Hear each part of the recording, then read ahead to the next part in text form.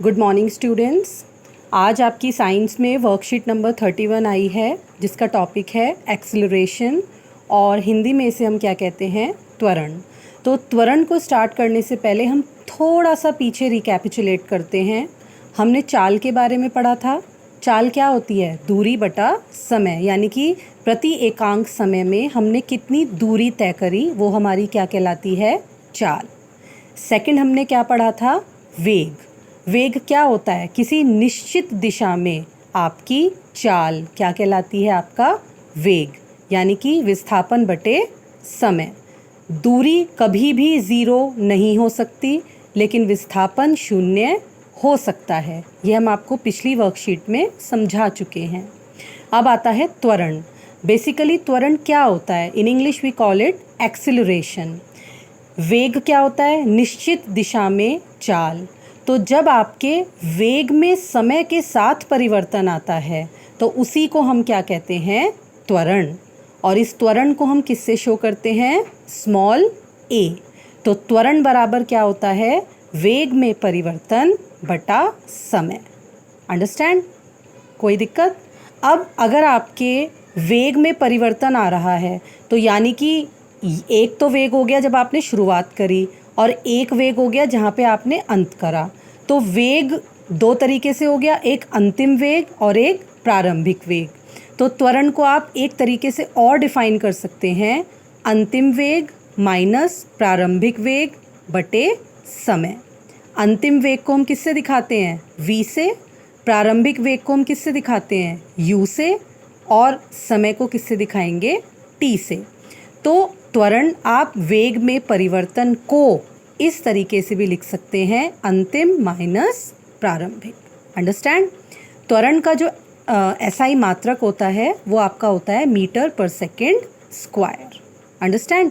आप इसको ऐसे भी लिख सकते हैं, मीटर सेकेंड माइनस 2। ओके। अब त्वरण जो होता है बेटा आपका, वो दो तरीके का होता है। एक होता है धनात्मक त्वरण और एक होता है ऋणात्मक त्वरण। वेरी सिंपल, बहुत सिंपल सी फॉर्म में मैं आपको समझा रही हूँ। आपको डेफिनेशन याद करने की ज़रूरत ही नहीं पड़ेगी अगर आप ये सिंपल टर्म्स देख लेंगे। देखिए, v मैंने आपको क्या बताया था? अंतिम वेग। जब अंतिम वेग प्रारंभिक वेग से अधिक होता है तो उसे हम क्या कहते हैं? धनात्मक त्वरण या त्वरित गति। और जब आपका अंतिम वेग प्रारंभिक वेग से कम होता है तो हम उसे क्या कहते हैं? ऋणात्मक त्वरण या मंदन गति। अंडरस्टैंड? अब जो त्वरण है वो भी दो प्रकार के होते हैं। एक समान त्वरण होता है और एक असमान त्वरण होता है। ये बहुत सिंपल है बेटा, ये आप ग्राफ के थ्रू समझ सकते हैं। अंडरस्टैंड? देखिए, ये समय है और ये वेग। तो इस ग्राफ को हम क्या कहते हैं? वेग समय ग्राफ। ठीक है?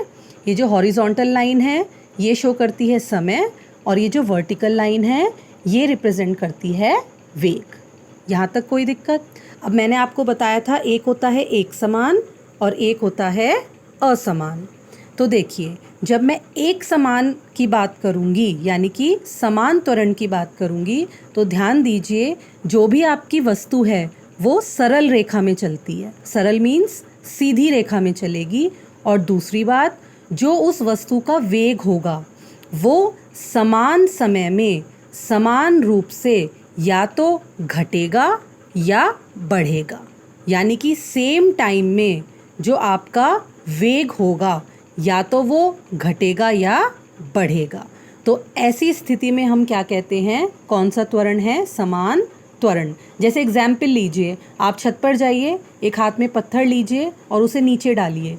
तो जो उस पत्थर का वेग है वो समय के साथ क्या करेगा? बढ़ेगा, स्पीड उसकी बढ़ेगी। तो ऐसे त्वरण को हम क्या कहते हैं? समान त्वरण। इसी के अपोजिट कौन सा त्वरण होता है हमारा? असमान त्वरण। इसमें क्या होता है? जो वेग है वो असमान रूप से घटेगा या बढ़ेगा। कभी बहुत ज़्यादा हो जाएगा, कभी बहुत कम हो जाएगा और समय के अकॉर्डिंग वो वर्क नहीं करेगा। तो ऐसे में हम क्या कहेंगे? असमान त्वरण। इसका भी बहुत अच्छा एग्जाम्पल है, आप एक लंबे डिस्टेंस पे गाड़ी में जा रहे हैं तो आपकी गाड़ी एक स्पीड से तो नहीं चलेगी, कभी वो बढ़ेगी और कभी वो घटेगी। तो ऐसी स्थिति में जो हमारा ग्राफ होता है वो कर्व लाइन आती है और जो समान त्वरण होता है हमारी स्ट्रेट लाइन आती है। तो बेटा आई होप कि जो आज का मैंने आपको एक्सप्लेनेशन दिया है आपको समझ आ गया होगा। अब आप क्वेश्चन आंसर्स ट्राई कीजिए। अगर आपको तब भी कोई प्रॉब्लम आती है तो please contact me. Thank you.